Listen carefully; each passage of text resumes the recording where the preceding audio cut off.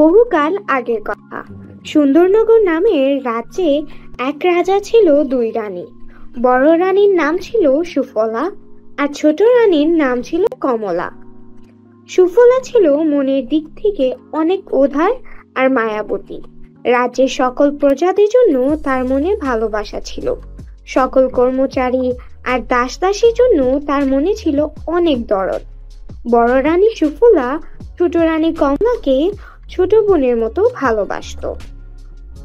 অপরদিকে ছোট রানী কমলা ছিল অনেক অহংকারী এবং হিংসুটে স্বভাবের। সে সুফলাকে দেখে অনেক হিংসা করত। কমলা সব সময় সুফলার ক্ষতি কামনা করত। সুন্দরনগর রাজ্যে কোনো কিছুরই কমতি ছিল না।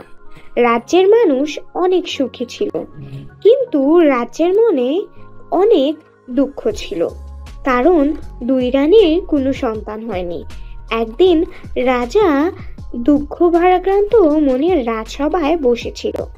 এমন সময় প্রধান দাসী রাজসভায় প্রবেশ করে বলে, মহারাজার জয় হোক, সুখবর আছে মহারাজ, আপনার অনুমতি হলে বলতে পারি। কি সুখবর দাসী, বলে ফেলো। আমাদের দুই রানীমা সন্তান সম্ভবা হয়েছেন মহারাজ। রাজ্যের উত্তরাধিকার আসতে চলেছে। অত্যন্ত খুশির খবর দাসী, আমি এত বছর এই দিনের অপেক্ষায় ছিলাম। পেয়াদা, দাসীকে 100 সোনার মোহর প্রদান করো। দেশ বিদেশ থেকে সুস্বাদু ফলমূল আমার রানীদের জন্য আনা হোক, এবং রাজ্য উত্তরাধিকার আগমনের খুশিতে এ মাসে সবার বেতন দ্বিগুণ করে দিলাম। মহারাজের জয় হোক, মহারাজের জয় হোক। বহু বছর পরে আমার সন্তানের জন্য অপেক্ষার অবসান ঘটতে চলেছে কমলা। তোমরা দুই রানী আমাকে সন্তান সুখ এবং রাজ্যকে উত্তরাধিকার দিতে চলেছ। বলো রানী, কি উপহার চাও তুমি? পৃথিবীর সবচেয়ে মূল্যবান হীরা আর মণিমুক্তার সমাহার দিয়ে আমাকে 100 রকমের গহনা তৈরি করে দিন মহারাজ, যেমন গহনা আর কারো কাছে নেই। তাই হবে রানী, তাই হবে। তোমার ইচ্ছে অনুযায়ী 100 রকমের গহনা 7 দিনে তৈরি করে দেয়া হবে। বড় রানী সুফলা, আমি অনেক আনন্দিত সন্তান আগমনের খুশিতে। বলো, কি উপহার চাও তুমি? আমার কাছে তো সবকিছুই আছে। আপনি আমাকে সমস্ত সুখ এবং ঐশ্বর্য দিয়েছেন মহারাজ। আপনাকে সন্তান সুখ দিতে পারছি, এই যে বড় আনন্দ আমার কি হতে পারে মহারাজ। আমার আর কিছু চাই না।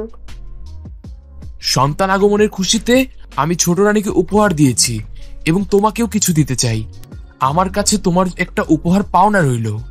যখনই তুমি কিছু চাইবে, তখনই তোমার একটা চাওয়া অবশ্যই পূরণ করব। এরপর রাজা কিছুদিন অবকাশ যাপনের জন্য দুই রানীকে নিয়ে রাজপ্রাসাদের বাইরে বাগান বাড়িতে গেল। বাগান বাড়ির সৌন্দর্যে দুই রানী অনেক মুগ্ধ ছিল। বাহারি রকমের ফুল ফুলে ভরা ছিল সেই বাগান বাড়ি। দুপুরে খাবারের পর রাজা বিশ্রাম নিচ্ছিল এবং দুই রানী খেতে বসলো। হঠাৎ করে সেখানে জোড়াতালি দেওয়া পোশাক পরে লাঠি দিয়ে বহর দিয়ে এক বৃদ্ধ মহিলা এলো। বৃদ্ধাটি বলল, হে রানী মায়েরা, আমি অনেক ক্ষুধার্ত। 3 দিন ধরে পেটে টানা পানি পড়েনি। দয়া করে আমাকে কিছু খেতে দিন। ছি ছি ছি, এমন নোংরা হয়ে তুমি এত সুন্দর বাগান বাড়িতে ঢুকেছো? তোমার সাহস হলো কি করে? প্রহরীরা তোমাকে ঢুকতে দিল কেন? থাম ছোট, দেখছিস না বুড়িমা কতটা ক্ষুধার্ত? এই নিন বুড়িমা খাবার। এই নিন রানীমা, এটা আপনার অনাগত সন্তানের জন্য উপহার। এটা তাকে জলে ডাঙ্গার এবং আকাশে বিপদের হাত থেকে রক্ষা করবে। শেষমেশ একটা ভিখারির কাছ থেকে উপহার নেওয়ার দিন এলো, তাও একটা ডিম। এই ডিম কিনা রাজকুমারকে জলে ডাঙায় এবং আকাশের রাজকুমারকে রক্ষা করবে।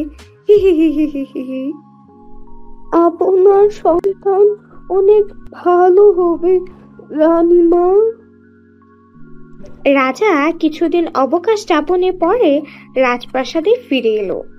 এদিকে কমলার মনে সুফলার জন্য হিংসা বাড়তে লাগলো। কমলা মনে মনে বলল, যদি বড় রানীর ছেলে আগে জন্ম নেয় তবে সে ভবিষ্যৎ রাজা হবে এবং বড় রানী হবে রাজমাতা। আমি এবং আমার ছেলে সবকিছু থেকে বঞ্চিত হব। কমলা তার দাসী দীপাকে নিয়ে এক ফোন দিয়ে আঁটল। রাতে সবাই ঘুমিয়ে পড়লে রানী এবং দাসী মিলে চুপি চুপি রাজার বিভিন্ন পশু পাখিকে গলা কেটে রেখে দিত। রোজ এভাবে পশু পাখির গলা কেটা দেখে রাজা অনেক চিন্তিত হয়ে পড়ে। একদিন রাজা ঘুম থেকে উঠে দেখে তার পোষা টিয়া পাখি গলা কাটা রক্তাক্ত অবস্থায় মেঝেতে পড়ে আছে এবং রক্তমাখা পায়ের ছাপ ঘর থেকে বাহিরে গেছে। রাজা সেই রক্তের দাগ অনুসরণ করে এসে দেখল এই যে বড় রানীর কক্ষ। সুফলার হাতে রক্ত লেগে আছে এবং ঘরে টিয়া পাখির পালক ছড়িয়ে আছে। একি মহারাজ, রোজ রাতে তবে আপনার বড় রানী পশু পাখিকে মারছে। নিশ্চয়ই তার পেটে রাক্ষস শিশু আছে এবং তার রক্ত খাওয়ার তৃষ্ণা জাগে, তাই বড় রানী এমন করে। একি, আমার হাতে রক্ত লেগে আছে কেন? তোমার পেটে রাক্ষস শিশু আছে সুফলা, তাই তুমি রোজ রাতে রক্ত পান করো। না মহারাজ, এ মিথ্যা কথা, আমি এসব কিছু করিনি। উপযুক্ত প্রমাণ আমার চোখের সামনে, আমি তোমার কথা বিশ্বাস করি না। আমি রাজ্যের ভালোর কথা ভেবে তোমার মৃত্যুদণ্ড ঘোষণা করছি। মহারাজ, আপনি কথা দিয়েছিলেন আমাকে, আমি যখনই একটা কিছু চাইবো তা আপনি আমাকে প্রদান করবেন। আমার পাওনা আজ আমি চাইছি। আপনার ঘৃণা নিয়ে জীবনের মোহ নেই আমার আর, কিন্তু আমার অনাগত সন্তানের জন্য আমাকে প্রাণ ভিক্ষা দিন। দয়া করে আমাকে মারবেন না। ঠিক আছে সুফলা, তোমার প্রাণ ভিক্ষা দিলাম, তবে তোমার জায়গা রাজপ্রাসাদে হবে না, তোমাকে বনবাস দেওয়া হলো। পেয়াদা, রানীকে বনে রেখে এসো।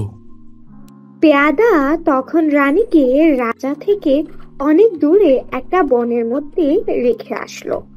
বনের মধ্যে সুফলা জংলি ফল খেত আর বনের ধারে প্রবাহিত হওয়া নদী থেকে পানি খেত, আর একটা বড় আম গাছের নিচে রাতে কোনো রকমে ঘুমাতো।